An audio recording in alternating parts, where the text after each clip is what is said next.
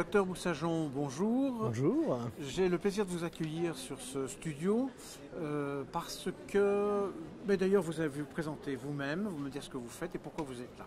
D'accord. Alors je m'appelle Rémi Boussageon, je suis médecin généraliste dans la campagne, dans les Deux-Sèvres, en milieu rural, depuis 10 ans. Je suis également membre du conseil scientifique du Collège national des généralistes enseignants. Oui. Et c'est à ce titre que j'interviens dans le congrès. Et vous avez, je crois, assisté hier à une session où il était question des nouvelles recommandations sur la prise en charge des dyslipidémies qui viennent de sortir ou qui sont sur le point de sortir. Alors non, il n'y avait pas de recommandation, il n'y avait pas de session hier. Ah, pardon, j'ai rien dit. Stop, on coupera ça. Hein. J'ai cru comprendre Ah que non, la session elles vont était... sortir, il n'y a pas de session. Là j'y vais à 14h30 là. La session qu'il y avait... La session, elle arrive maintenant là, Ah, dans une heure. Alors, donc c'est quand même là-dessus. Oui, mais il n'y a pas eu de session. D'accord. J'ai cru qu'hier, parce qu'on en parlait, d'accord, ok. Donc il faut reprendre là. Non, c'est pas grave ça. À l'occasion de ce congrès où simultanément vont paraître des recommandations de l'HAS sur la prise en charge des patients dyslipidémiques, vous allez assister à une session cet après-midi. Vous avez quand même quelques idées sur leur contenu. Je crois qu'il y a des raisons pour que le conseil scientifique du CNGE s'y intéresse, voire s'en inquiète.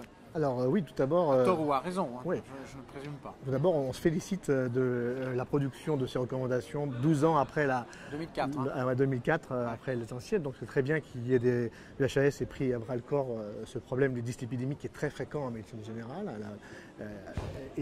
Par contre, ce qui nous étonne, c'est que la HAS n'a pas fait appel à des membres du Collège national des généralistes enseignants et du coup produisent une recommandation qui nous paraît pas totalement adaptée à notre pratique. Est-ce que c'est un point de vue, je vous interromps, est-ce que c'est un point de vue du CNGE? Oui. Est-ce qu'il y avait quand même des généralistes dans le comité? Bien sûr. Il y a quelques généralistes dans le comité qui ne sont pas du CNGE. Oui. Donc qui ne donnent que leur avis à titre personnel et pas l'avis de structure. On n'a pas, en tout cas, je n'ai pas eu accès à leur appartenance. D'accord. Il n'y a pas pu y avoir d'intervention collégiale pour dire nous, on n'est pas tout à fait sur la même longueur d'onde. C'est des gens qui ont en toute bonne foi donné leur point de vue personnel, mais qui ne représentaient pas une instance constituée. En tout cas, pas l'instance du CNGE. D'accord. Premier point, c'est important. Je vous laisse continuer, excusez-moi. Le deuxième point, c'est que ces recommandations sont vraiment un copier-coller des recommandations européennes de l'European Society of Cardiology qui ont été publiées l'an passé. Et elles s'opposent aux recommandations américaines de 2013 qui n'ont pas la même approche de prise en charge. Et en fait, les faits aujourd'hui disponibles tendent à valider l'approche américaine qui consiste à ne pas poursuivre des cibles de LDL. Et du coup, nous nous retrouvons plus dans cette approche au CNGE que l'approche recommandée en Europe et en France du coup. Et c'est bien ce qu'on voudrait exposer cet après-midi. Est-ce que le message, ce n'est pas fait au mieux pour aller vers, et finalement vous vous retrouvez librement responsable de faire comme vous l'entendez au mieux dans votre pratique quotidienne, ce qui de toute façon se fera comme ça. Exactement. Sauf que ces approches, elles conduisent à des prises en charge et des dosages de cholestérol, des escalades thérapeutiques qui ne sont justement pas pratiques et qui oublient, qui occultent l'approche centrée sur le risque, même si c'est souligné. Voilà, enfin, je ne vais pas développer la plénière, mais elle nous pose problème dans la philosophie de la conception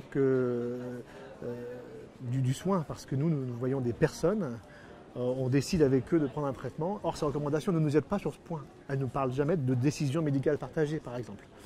Ce n'est pas pour vous une remise en cause du bien fondé de ces objectifs qui repose quand même sur des études solides. Et on sait très bien aujourd'hui, je pense que je peux le dire, on sait très bien que le seuil de 0,7 n'a pas été choisi au hasard. Il a été proposé avant qu'on en ait la preuve formelle et il a été validé par ces recommandations. Donc on sait très bien qu'il y a diminution de la morbimortalité, en particulier chez les patients à très haut risque, et en particulier en prévention secondaire. Exactement. Et là, vous mettez le doigt sur le vrai problème. C'est bien ce que je voulais faire. En prévention secondaire, la prévention, nous sommes les spécialistes, nous, de la prévention primaire. Voilà. Des patients qui n'ont pas de symptômes, n'ont pas fait d'infarctus. Et vous avez raison, il y a un glissement qui est opéré dans cette conception. Issu de la prévention secondaire, on voudrait extrapoler tous les résultats et toute la pensée à la prévention primaire. Or, le risque change entre la prévention secondaire et la prévention primaire. Et les approches peuvent être différentes. C'est là que peut-être c'est peut-être pas assez clair dans les recommandations. Alors, peut-être que c'est pas assez clair parce qu'effectivement, il y a un autre élément plutôt que les tableaux dans lesquels on a des valeurs seuil à atteindre ou à dépasser en dessous. Et il y a quand même des tableaux très précis sur les catégories de risque, du très haut risque à l'absence de risque, où on ne demande pas d'aller à 0,7. Non, mais on demande d'aller à 1,3 par exemple. Oui, donc on va prescrire 1, et puis si on n'est pas à la cible, qu'est-ce qu'on fait? On rajoute une statine, un fibrate, et qu'est-ce qu'on fait? Et si on n'est jamais à la cible, comme ça. On va jusqu'où? On va jusqu'où dans cette approche? Et Ezetimibe, bien sûr, qui n'a pas de preuve en prévention primaire, et du coup, c'est la porte ouverte à la prévention primaire, alors qu'il n'y a pas d'essai en prévention primaire. Alors, donc les statines, oui, peuvent se concevoir, mais aller au-delà des statines en prévention primaire, pour l'instant, c'est pas solidement établi. C'est ce qui est écrit dans les recommandations? Oui. Je ne les ai pas vues non plus. C'est ce qui est écrit. Je ne les ai pas vues non plus.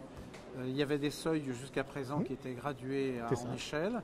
Et donc, c'est ce qui est écrit, malheureusement. Il faut vérifier ce qui est écrit, si cet aspect correspond bien à vos inquiétudes. Ah ben, j'ai vérifié, je les ai sous les yeux, et c'est ça qui fait qu'il y ait une plénière cet après-midi. D'accord. Mais écoutez, je crois que tant que tout le monde n'a pas vu ce document, puisque c'est encore un peu confidentiel, tant que cette plénière n'a pas eu lieu et qu'il n'y a pas eu la discussion contradictoire que vous espérez, je pense, je pense qu'il faut essayer simplement de sensibiliser les médecins à la sortie de ces recommandations, surtout. Il me semble aussi qu'il ne faut pas sacrifier la prévention secondaire en disant que la prévention primaire est un peu excessive si vous le pensez. C'est je crois que c'est un message important.